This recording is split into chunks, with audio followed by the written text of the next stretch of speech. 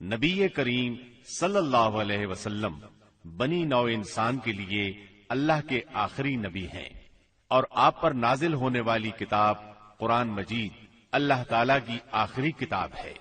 لہذا نبی کریم صلی اللہ علیہ وسلم کی پاکیزہ زندگی امت مسلمہ کے لیے تا قیامت واجب الاتباع، رشد و ہدایت کا ابدی سرچشمہ اور ذریعہ نجات ہے۔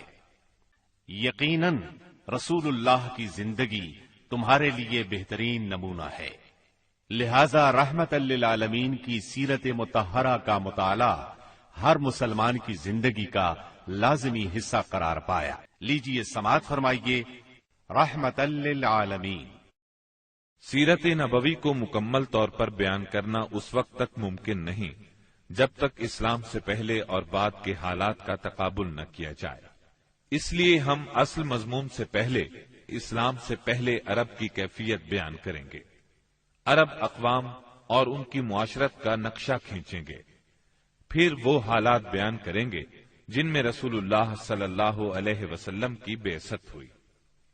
لفظ عرب کے لغوی معنی صحرا اور بیاب و گیاہ زمین کے ہیں۔ عہد قدیم سے یہ لفظ جزیرہ نمائے عرب اور اس میں بسنے والی قوموں پر بولا گیا ہے۔ عرب کے مغرب میں بحر احمر اور جزیرہ نمائے سینا ہے۔ مشرق میں خلیج عرب اور جنوبی عراق کا ایک بڑا حصہ ہے۔ جنوب میں بحر عرب ہے جو در حقیقت بحر ہند کا پھیلاؤ ہے۔ شمال میں ملک شام اور کسی قدر شمالی عراق ہے۔ ان میں سے بعض سرحدوں کے بارے میں اختلاف بھی ہے۔ کل رقبے کا اندازہ 10 لاکھ سے 13 لاکھ مربع میل تک کیا گیا ہے۔ نسلی اعتبار سے مورخین نے عرب اقوام کی 3 قسمیں قرار دی ہیں۔ نمبر 1، عرب بائدہ، یعنی وہ قدیم عرب قبائل اور قومیں جو بالکل ناپید ہو گئیں اور ان کے متعلق ضروری معلومات بھی دستیاب نہیں، مثلا عاد، سمود، تسم، جدیس، عمالقہ وغیرہ۔ نمبر 2، عرب عاربہ، یعنی وہ عرب قبائل جو یعرب بن یشجب بن قحطان کی نسل سے ہیں، انہیں قحطانی عرب کہا جاتا ہے۔ نمبر 3، عرب مستعربہ، یعنی وہ قبائل جو سیدنا اسماعیل علیہ السلام کی نسل سے ہیں، انہیں عدنانی عرب کہا جاتا ہے۔ عرب عاربہ یعنی قحطانی عرب کا اصل گہوارہ ملک یمن تھا۔ یہیں ان کے خاندان اور قبیلے مختلف شاخوں میں پھوٹے، پھیلے اور بڑھے۔ ان میں سے 2 قبیلوں نے بہت شہرت حاصل کی۔ ایک ہمیر، جس کی مشہور شاخیں زید الجمہور، قزاع اور سکاسک ہیں۔ دوسرا کہلان، جس کی مشہور شاخیں ہمدان، انمار، مزہج، تے، کندہ، لخم، جزام، ازد، اوس، خزرج اور اولاد جفنا ہیں، جنہوں نے آگے چل کر ملک شام میں بادشاہت قائم کی اور آل غسان کے نام سے مشہور ہوئے۔ عرب مستعربہ کے جد اعلی سیدنا ابراہیم علیہ السلام اصلاً عراق کے ایک شہر اور کے باشندے تھے۔ یہ شہر دریائے فرات کے مغربی ساحل پر کوفے کے قریب واقع تھا۔ اس کی کھدائی کے دوران میں جو کتبے برآمد ہوئے ان سے اس شہر کے متعلق بہت سی تفصیلات منظر عام پر آئی ہیں، اور سیدنا ابراہیم علیہ السلام کے خاندان کی بعض تفصیلات معلوم ہوئی ہیں۔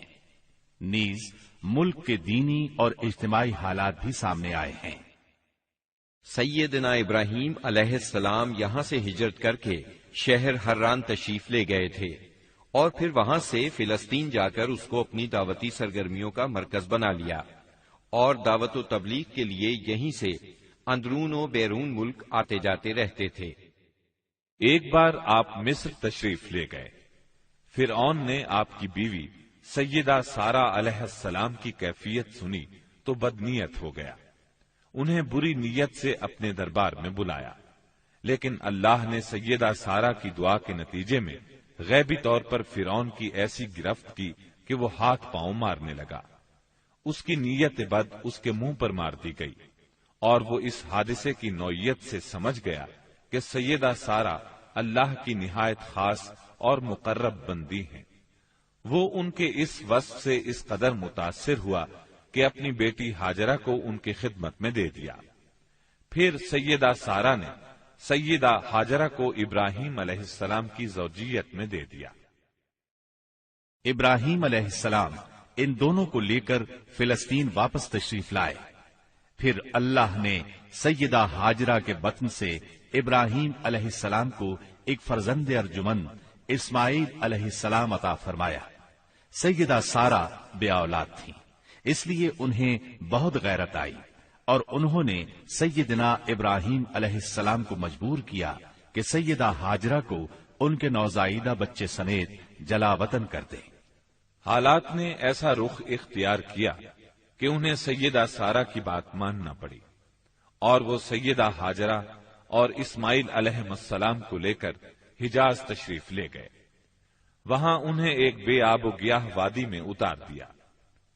اسی جگہ آج بیت اللہ ہے، اس وقت نہیں تھا، صرف ٹیلوں کی طرح ابھری ہوئی زمین تھی۔ سیلاب آتا تو دائیں بائیں سے کترا کر نکل جاتا تھا۔ وہیں مسجد حرام کے بالائی حصے میں زمزم کے پاس ایک بہت بڑا درخت تھا۔ آپ نے ان دونوں کو اسی درخت کے پاس چھوڑا تھا۔ اس وقت مکے میں پانی تھا نہ انسان، اس لیے سیدنا ابراہیم علیہ السلام نے ایک توشہ دان میں کھجوریں اور ایک مشکیزے میں پانی رکھ دیا۔ اس کے بعد فلسطین واپس چلے گئے۔ ادھر چند ہی دن میں کھجوریں اور پانی ختم ہو گیا۔ سخت مشکل پیش آئی، مگر اس مشکل وقت میں اللہ کے فضل سے زمزم کا چشمہ پھوٹ پڑا اور ان کے لیے خوراک کا سامان بن گیا۔ اسماعیل علیہ السلام جب جوان ہوئے تو جرہم قبیلے سے عربی سیکھ لی۔ یہ قبیلہ وہاں پانی دیکھ کر آباد ہو گیا تھا۔ اس قبیلے کے لوگ انہیں پسند کرنے لگے تو ان لوگوں نے اپنے خاندان کی ایک خاتون سے ان کی شادی کر دی۔ اسی دوران میں سیدہ ہاجرہ کا انتقال ہو گیا۔ اللہ تعالی نے مزاز کی بیٹی سے اسماعیل علیہ السلام کو 12 بیٹے عطا فرمائے۔ ان 12 بیٹوں سے 12 قبیلے وجود میں آئے اور سب نے مکے ہی میں رہائش اختیار کی۔ ان کے حالات زمانے کی گرد میں دب کر رہ گئے۔ صرف نابت اور قیدار کی اولاد گمنامی سے محفوظ رہی۔ قیدار بن اسماعیل علیہ السلام کی نسل مکہ معظمہ ہی میں پھیلتی پھولتی رہی، یہاں تک کہ عدنان اور پھر ان کے بیٹے معد کا زمانہ آ گیا۔ عدنانی عرب کا سلسلہ نسب صحیح طور پر یہیں تک محفوظ ہے۔ عدنان نبی صلی اللہ علیہ وسلم کے سلسلہ نسب میں 21ویں پشت میں آتے ہیں۔ بہرحال معد کے بیٹے نزار سے کئی خاندان وجود میں آئے۔ دراصل نزار کے 4 بیٹے تھے اور ہر بیٹا ایک بڑے قبیلے کی بنیاد ثابت ہوا۔ چاروں کے نام یہ ہیں: ایاد، انمار، ربیہ اور مزر۔ ان میں سے آخری 2 قبیلوں کی شاخیں اور شاخوں کی شاخیں بہت زیادہ ہوئیں۔ چنانچہ ربیہ سے اسد بن ربیہ، انزا، عبد القیس، وائل، بکر، تغلب اور بنو حنیفہ وغیرہ وجود میں آئے۔ مزر کی اولاد 2 بڑے قبیلوں میں تقسیم ہوئی۔ نمبر 1 قیس اعلان بن مزر، نمبر 2 الیاس بن مزر۔ قیس اعلان سے بنو سلیم، بنو حوازن، بنو غطفان، غطفان سے افس، زبیان، اشجار اور غنی بن عاصر کے قبائل وجود میں آئے۔ الیاس بن مزر سے تمیم بن مرہ، حزیل بن مدرکہ، بنو اسد بن خزیمہ اور کنانہ بن خزیمہ کے قبائل وجود میں آئے۔ پھر کنانہ سے قریش کا قبیلہ وجود میں آیا۔ یہ قبیلہ فہر بن مالک بن نضر بن کنانہ کی اولاد ہے۔ پھر قریش بھی مختلف شاخوں میں تقسیم ہوئے۔ مشہور قریشی شاخوں کے نام یہ ہیں: جمح، سہم، عدی، مخزوم، تیم، زہرہ اور قصی بن کلاب کے خاندان یعنی عبد الدار، اسد بن عبد العزا اور عبد مناف۔ یہ تینوں قصی کے بیٹے تھے۔ ان میں سے عبد مناف کے 4 بیٹے ہوئے جن سے 4 ذیلی قبیلے وجود میں آئے، یعنی عبد شمس، نوفل، مطلب اور ہاشم۔ انہی ہاشم کی نسل سے اللہ نے ہمارے نبی کریم صلی اللہ علیہ وسلم کا انتخاب فرمایا۔ ابن عباس رضی اللہ عنہ کا بیان ہے کہ رسول اللہ صلی اللہ علیہ وسلم نے فرمایا، اللہ تعالی نے مخلوق پیدا فرمائی تو مجھے سب سے اچھے گروہ کے اندر رکھا، پھر قبائل کو چنا تو مجھے سب سے اچھے قبیلے کے اندر بنایا، پھر گھرانوں کو چنا تو مجھے سب سے اچھے گھرانے میں بنایا، لہذا میں اپنی ذات کے اعتبار سے بھی سب سے اچھا ہوں اور اپنے گھرانے کے اعتبار سے بھی سب سے بہتر ہوں۔ جس وقت جزیرۃ العرب پر اسلام کا سورج طلوع ہوا، وہاں 2 قسم کے حکمران تھے، ایک تاجپوش بادشاہ جو حقیقت میں مکمل طور پر آزاد اور خود مختار نہیں تھے، اور دوسرے قبائلی سردار جنہیں اختیارات کے لحاظ سے وہی حیثیت حاصل تھی جو تاجپوش بادشاہوں کی تھی، لیکن ان کی اکثریت کو ایک مزید امتیاز یہ حاصل تھا کہ وہ مکمل طور پر آزاد اور خود مختار تھے۔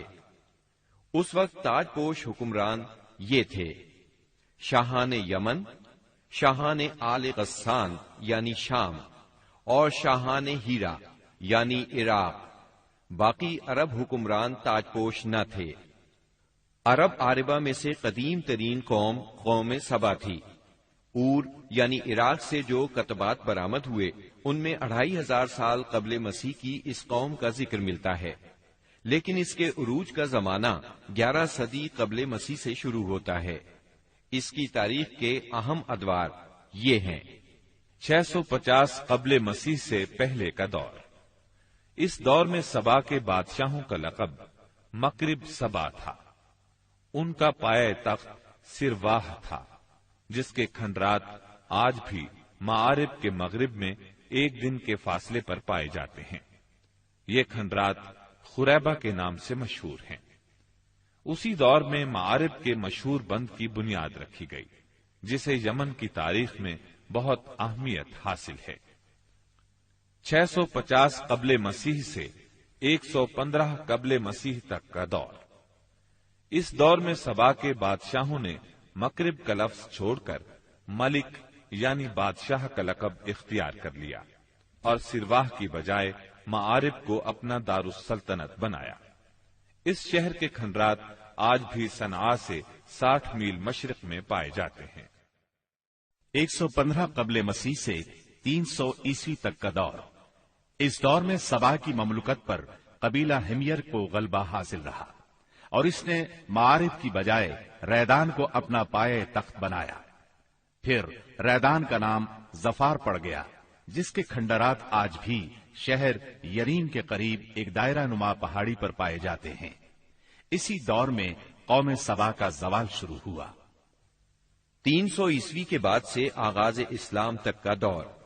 اس دور میں یمن کے اندر مسلسل اضطراب اور انتشار برپا رہا۔ انقلابات آئے، خانہ جنگیاں ہوئیں اور بیرونی قوموں کو مداخلت کے مواقع ہاتھ آئے، یہاں تک کہ ایک وقت ایسا بھی آیا کہ یمن کی آزادی سلب ہو گئی۔ چنانچہ اسی دور میں رومیوں نے عدن پر فوجی قبضہ کیا اور ان کی مدد سے حبشیوں نے ہمیر اور ہمدان کی آپس میں کشمکش سے فائدہ اٹھایا اور 340 عیسوی میں پہلی بار یمن پر قبضہ کیا۔ یہ قبضہ 378 عیسوی تک برقرار رہا۔ اس کے بعد یمن کی آزادی تو بحال ہو گئی، مگر معارب کے مشہور بند میں رکھنے پڑنا شروع ہو گئے، یہاں تک کہ 450 عیسوی یا 451 عیسوی میں بند ٹوٹ گیا اور وہ عظیم سیلاب آیا جس کا ذکر قرآن مجید کی سورہ سبا میں سیل عرم کے نام سے کیا گیا ہے۔ پھر 523 عیسوی میں ایک اور سنگین حادثہ پیش آیا، وہ یہ کہ یمن کے یہودی بادشاہ زونواس نے نجران کے عیسائیوں پر ایک ہیبت ناک حملہ کیا۔ انہیں عیسائی مذہب چھوڑنے پر مجبور کرنے کی کوشش کی۔ جب وہ اس پر آمادہ نہ ہوئے تو زونواس نے خندقیں کھدوا کر انہیں بھڑکتی ہوئی آگ میں جھونک دیا۔ قرآن مجید کی سورہ بروج میں اسی لرزہ خیز واقعے کی طرف اشارہ موجود ہے۔ اس واقعے کا نتیجہ یہ ہوا کہ عیسائیت انتقام لینے پر تل گئی۔ وہ پہلے ہی رومی بادشاہوں کی قیادت میں بلا وجہ عرب کی فتوحات کے لیے تیاری کر چکے تھے، اپنے علاقوں کو وسیع کرنا چاہتے تھے۔ انہوں نے حبشیوں کو یمن پر حملے کی ترغیب دی، انہیں باہری بیڑا مہیا کیا۔ حبشیوں نے رومیوں کی شہ پا کر 525 عیسوی میں اریات کی قیادت میں 70,000 فوج سے یمن پر دوبارہ قبضہ کر لیا۔ قبضے کے بعد اریات نے شاہ حبش کے گورنر کی حیثیت سے یمن پر حکمرانی کی، لیکن پھر اس کی فوج کے ایک ماتحت کمانڈر ابرہا نے اسے قتل کر کے خود اقتدار پر قبضہ جما لیا اور شاہ حبش کو بھی راضی کر لیا کہ وہ اس کے قبضے کو تسلیم کر لے۔ یہ وہی ابرہا ہے جس نے بعد میں خانہ کعبہ کو ڈھانے کی کوشش کی اور ایک لشکر جرار کے علاوہ چند ہاتھیوں کو بھی فوج کشی کے لیے ساتھ لایا، جس کی وجہ سے یہ لشکر اصحاب الفیل کے نام سے مشہور ہوا۔ عراق اور اس کے نواحی علاقوں پر سائرس اعظم کے زمانے ہی سے اہل فارس کی حکمرانی چلی آ رہی تھی۔ اسے کوروش کبیر، خورس یا سائرس ذوالقرنین بھی کہا جاتا ہے۔ اس کا زمانہ 557 تا 529 قبل مسیح ہے۔ اس کے مقابلے میں کسی کو آنے کی جرت نہیں تھی، یہاں تک کہ 326 قبل مسیح میں سکندر مقدونی نے دارا اول کو شکست دے کر فارسیوں کی طاقت توڑ دی، جس کے نتیجے میں ان کا ملک ٹکڑے ٹکڑے ہو گیا اور طوائف الملوکی شروع ہو گئی۔ یہ انتشار 230 عیسوی تک جاری رہا۔ اسی دوران میں قحطانی قبائل نے اپنا وطن چھوڑ کر عراق کے ایک بہت بڑے اور شاداب سرحدی علاقے پر بود و باش اختیار کر لی۔ پھر عدنانی لوگ اپنا وطن چھوڑ کر اس طرف آئے۔ انہوں نے لڑ بھیڑ کر جزیرہ فراتیہ کے ایک حصے پر اپنا قبضہ جما لیا۔ ادھر 226 عیسوی میں اردشیر نے جب ساسانی حکومت کی داغ بیل ڈالی تو رفتہ رفتہ فارسیوں کی طاقت ایک بار پھر پلٹ آئی۔ اردشیر کے عہد میں حیرہ، بادیات العراق اور جزیرے کے ربیعی اور مزری قبائل پر جزیمت الوضاح کی حکمرانی تھی۔ شاہان حیرہ کے پاس فارسی فوج کی ایک یونٹ ہمیشہ رہا کرتی تھی، جس سے بادیہ نشین عرب باغیوں کی سرکوبی کا کام لیا جاتا تھا۔ یہ بات تو مشہور ہے کہ مکے میں آبادی کا آغاز سیدنا اسماعیل علیہ السلام سے ہوا۔ آپ نے 137 سال کی عمر پائی اور تاحیات مکے کے سربراہ اور بیت اللہ کے متولی رہے۔ آپ کے بعد آپ کے دو صاحبزادگان نابت پھر قیدار یا قیدار پھر نابت یکے بعد دیگرے مکے کے والی ہوئے۔ ان کے بعد ان کے نانا مزاز بن عمرو جرہمی نے اقتدار اپنے ہاتھ میں لے لیا۔ اس طرح مکے کی سربراہی بنو جرہم کی طرف منتقل ہو گئی اور ایک مدت تک انہی کے ہاتھ میں رہی۔ سیدنا اسماعیل علیہ السلام کا زمانہ قریباً 2000 برس قبل مسیح ہے۔ اس حساب سے مکے میں قبیلہ جرہم کا وجود کوئی 2100 برس تک رہا اور ان کی حکمرانی قریباً 2000 برس تک رہی۔ بنو خزاعہ نے مکہ پر قبضہ کرنے کے بعد بنو بکر کو شامل کیے بغیر تنہا اپنی حکمرانی قائم کی۔ البتہ 3 اہم اور امتیازی منصب مزری قبائل کے حصے میں آئے۔ نمبر 1، حاجیوں کو عرفات سے مزدلفہ لے جانا اور یوم النفر یعنی 13 ذی الحجہ کو منا سے روانگی کا پروانہ دینا۔ یہ حج کے سلسلے کا آخری دن ہے۔ یہ اعزاز الیاس بن مزر کے خاندان بنو غوث بن مرہ کو حاصل تھا۔ یہ صوفہ کہلاتے تھے۔ نمبر 2، 10 ذی الحجہ کی صبح کو مزدلفہ سے منا کی جانب افاضہ یعنی روانگی۔ یہ اعزاز بنو ادوان کو حاصل تھا۔ نمبر 3، حرام مہینوں کو آگے پیچھے کرنا۔ یہ اعزاز بنو کنانہ کی ایک شاخ بنو تمیم بن عدی کو حاصل تھا۔ مکہ معظمہ پر بنو خزاعہ کا اقتدار کوئی 300 برس تک قائم رہا۔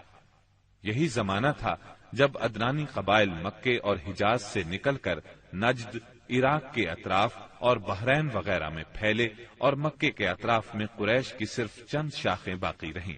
مگر مکے کی حکومت اور بیت اللہ کی تولیت میں ان کا کوئی حصہ نہ تھا، یہاں تک کہ قصی بن کلاب کا دور آیا۔ قصی نے مکے کا بندوبست اس طرح کیا کہ قریش کو مکے کے اطراف سے بلا کر پورا شہر ان پر تقسیم کر دیا اور ہر خاندان کا ٹھکانہ مقرر کر دیا۔